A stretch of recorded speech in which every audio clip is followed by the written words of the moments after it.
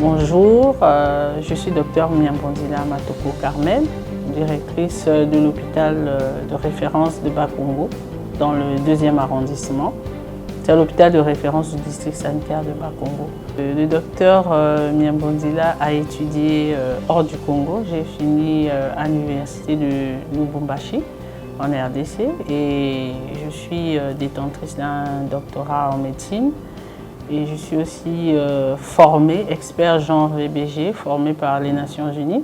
Au niveau international, il s'agit sous-régional. Je suis consultante nationale et formatrice sur les violences basées sur le genre, formée par l'école régionale de Kampala, de RTF, qui dépend de la CIRGEL. Donc je suis médecin praticien, donc je prends aussi en charge les victimes de violences basées sur le genre, en dehors du fait que je suis administrateur de l'hôpital. Les missions sont diverses au niveau de l'hôpital. C'est du management, de la coordination, de la gestion du personnel, l'élaboration des plans et la mise en œuvre de ces différents plans, mais aussi la gestion des personnes en tant que personnes humaines, le personnel soignant, mais aussi et surtout la première mission, notre mission première, ce sont la santé des populations. Donc nous sommes là avec une équipe dirigeante qui m'entoure, avec qui nous travaillons et pour le bien de la population.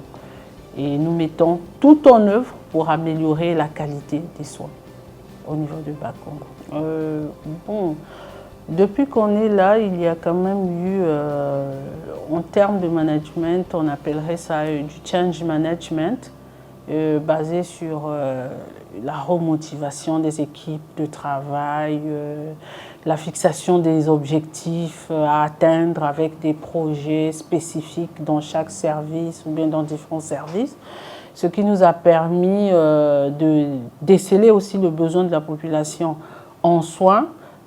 Et pour certains soins dont ils n'étaient pas capables, si je puis dire comme ça, financièrement, nous avons mis une politique d'organiser des campagnes de gratuité sur différents services, que ce soit en gynéco, que ce soit en chirurgie, que ce soit en maladies cardiovasculaires, tout ce qui est pathologie.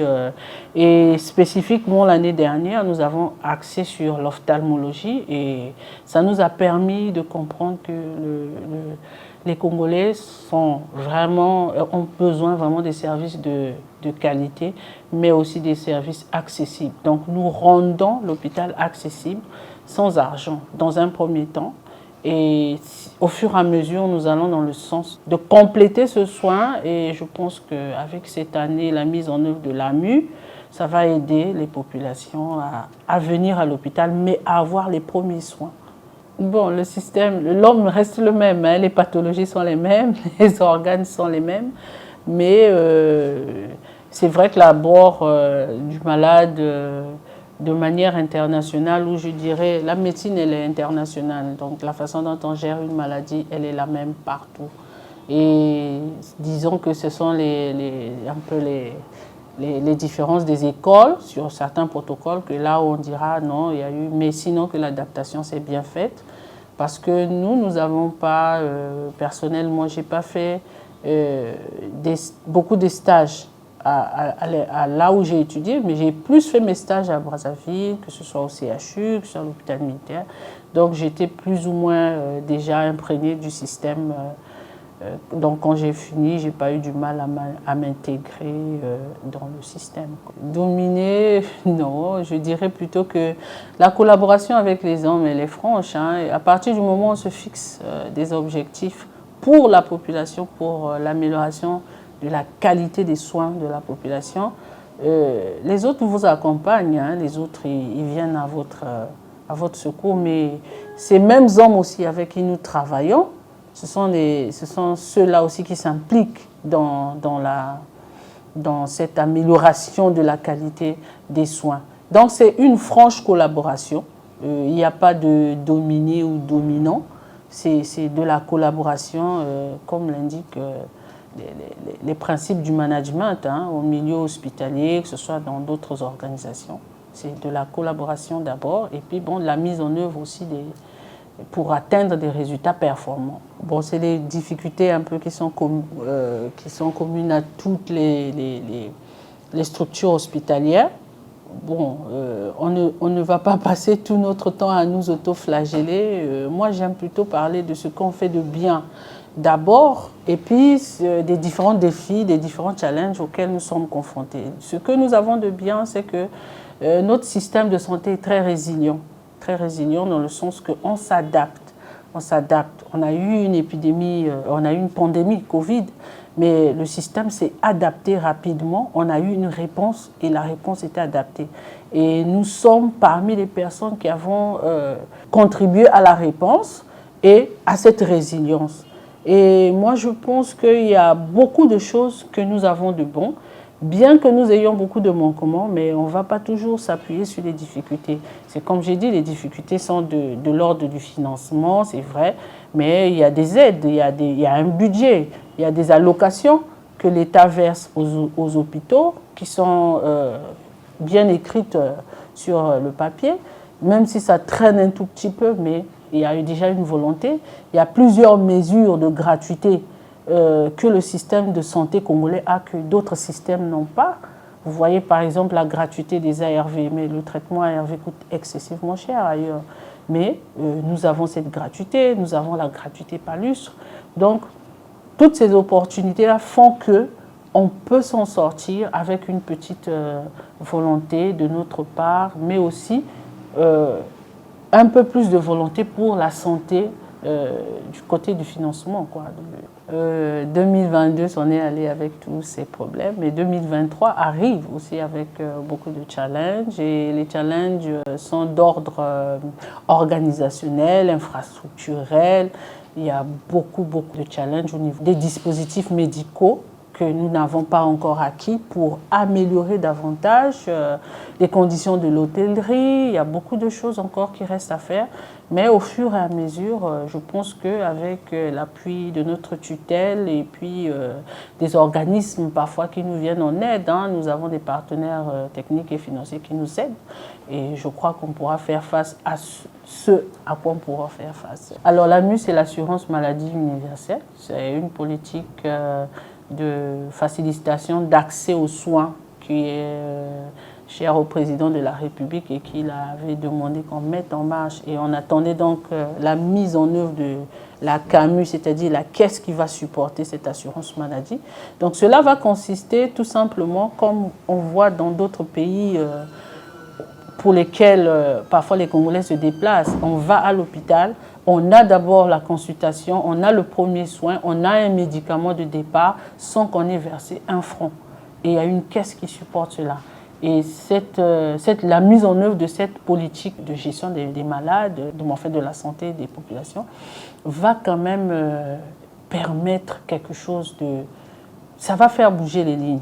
Et comme ça va être mis en œuvre d'ici juillet, je pense juillet-août, nous sommes vraiment heureux pour toutes les populations que nous recevons, parce que nous faisons face à beaucoup d'indigence, beaucoup de pauvreté, beaucoup de cas d'indigence, et on est obligé parfois de se retrousser les poches. Et là, c'est l'État qui accompagne de manière officielle, et je crois que ça va aider beaucoup les populations à venir à l'hôpital et ne pas fuir, quoi.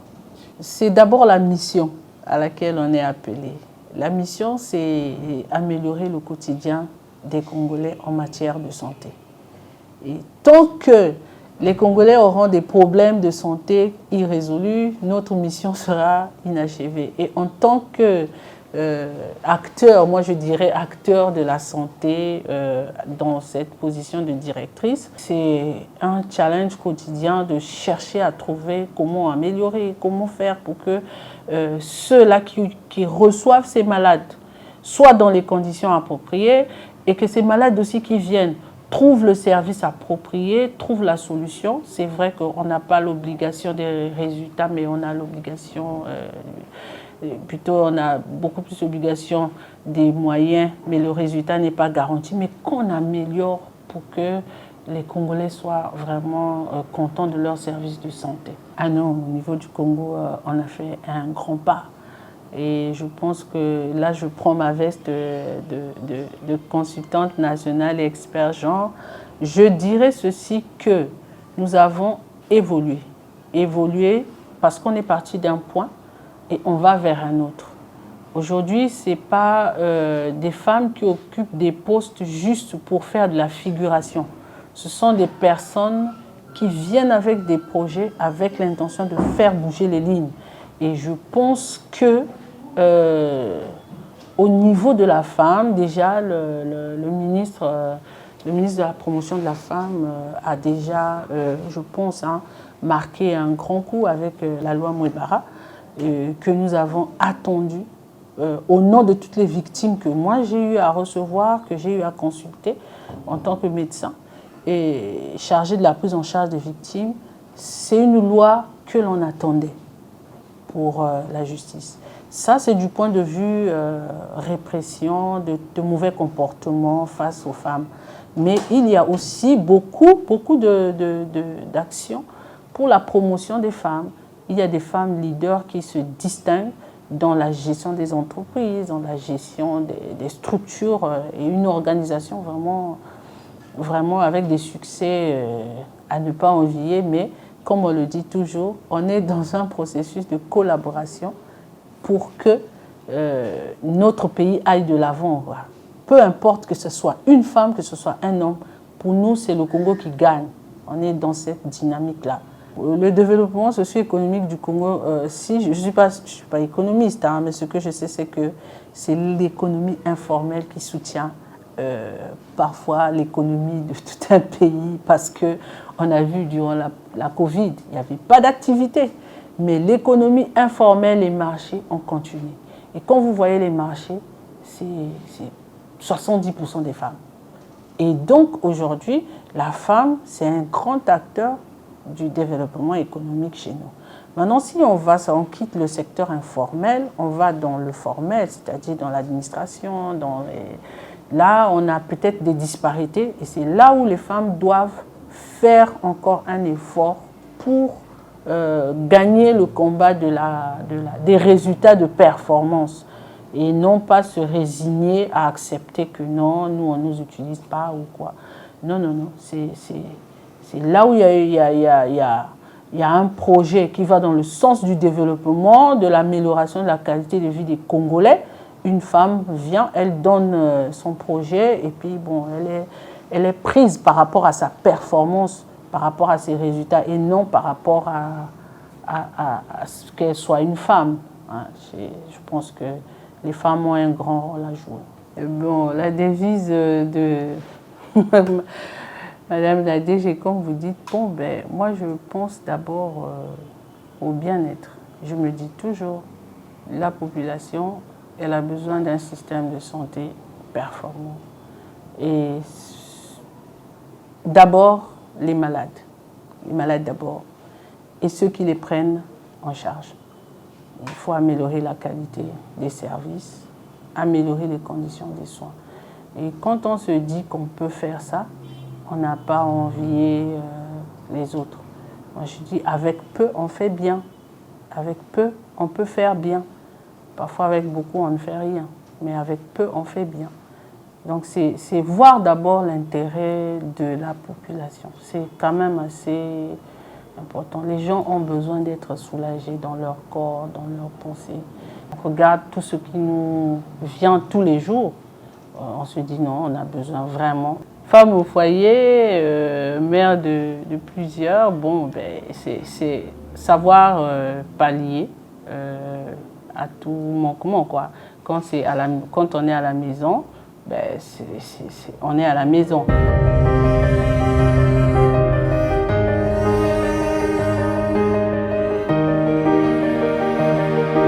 Le fait de diriger une structure hospitalière fera que je n'éteins pas le téléphone. Ce qui fait que s'il y a une urgence de nuit, mon téléphone est toujours ouvert parce qu'il y a une charge ici, il y a un problème. Donc il peut arriver quelque chose, je suis obligée. Mais tout le monde sait qu'à la maison, non, maman, elle a un œil ici, un œil à l'hôpital. Et tout le monde, comme on dit, travaille dans ce même sens. Bon, nous sommes des couples, nous sommes aujourd'hui un couple, comme on dit, moderne, qui finit après 16 heures. Donc, la vie à la maison s'organise le matin et le soir, et puis le week-end, voilà. Je dirais plutôt qu'elle est un peu exigeante par rapport aux autres, exigeante et puis gentille, si on peut dire ça, simplement.